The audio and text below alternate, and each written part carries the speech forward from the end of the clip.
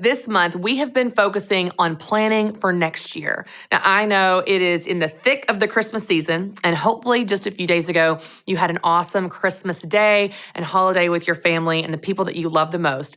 But I want to continue to be in your corner, whispering some encouragement in your ear and giving you practical steps and encouragement to help you get ready for the new year, which is just a few days away. Now, if you've been with me for this entire month as we've talked about this, I want to give you a quick recap of the things we've talked about that play into what we're going to talk about today with creating a schedule.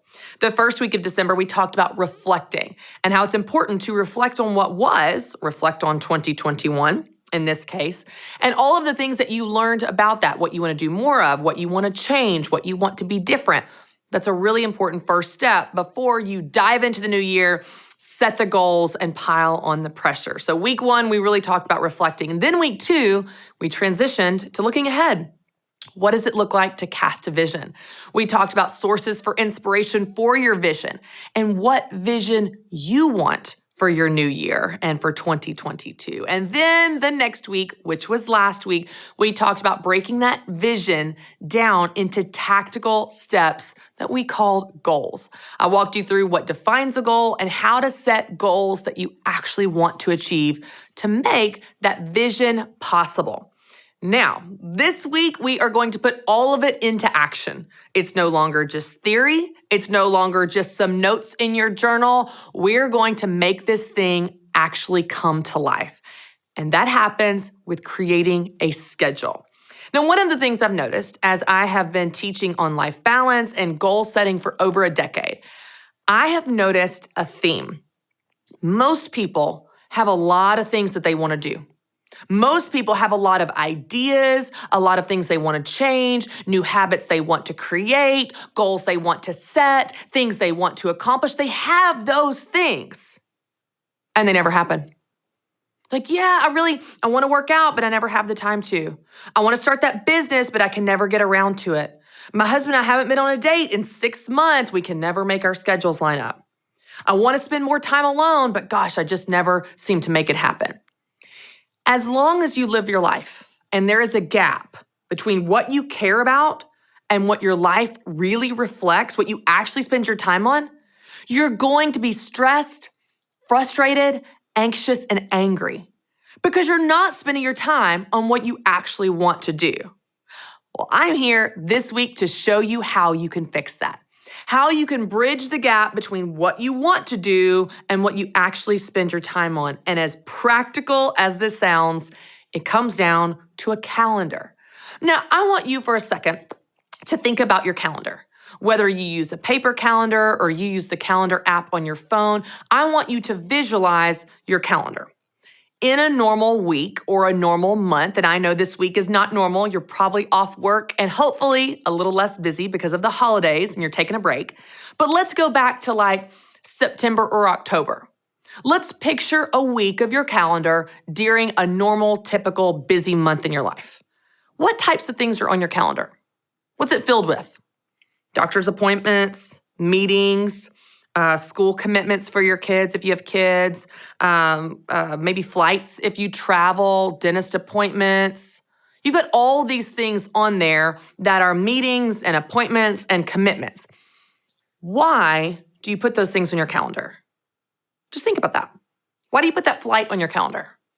Why do you put that dentist appointment on your calendar? You put it there because you want to actually go. You put it there to remember. You put it there to prioritize it. You put it there so that nothing else can get booked over it. You put it there so it can actually happen. Now, I want to rewind really quickly, and I want you to picture all those things that you want to do next year. Those goals that you set, those things that are important to you. Where are they going to go on the calendar?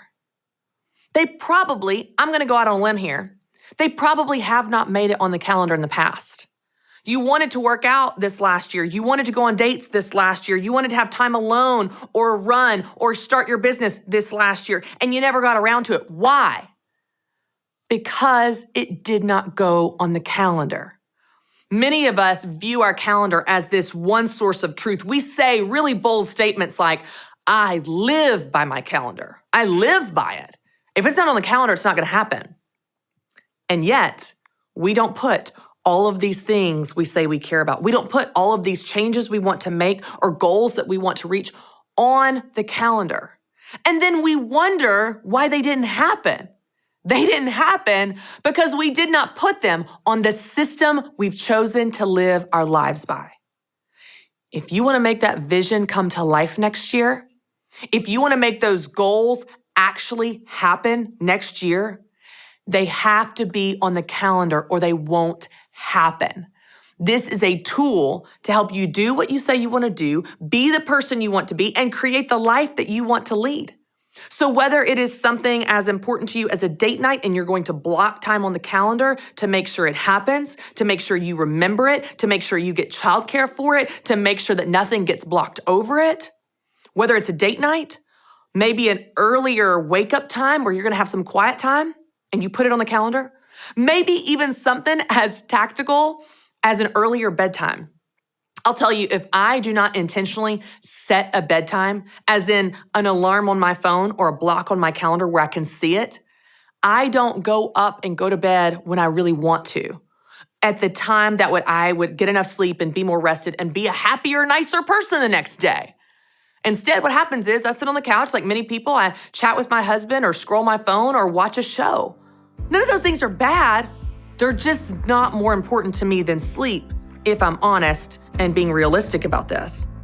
So I started setting an earlier bedtime, an alarm on my phone that reminds me 9:30, go upstairs and go to bed. These simple tactical steps of putting what's important to you on your calendar, on paper, or on your phone on purpose is a massively important step in making sure it's going to happen. You want to achieve your goals next year? They need to go on your calendar if you want them to happen.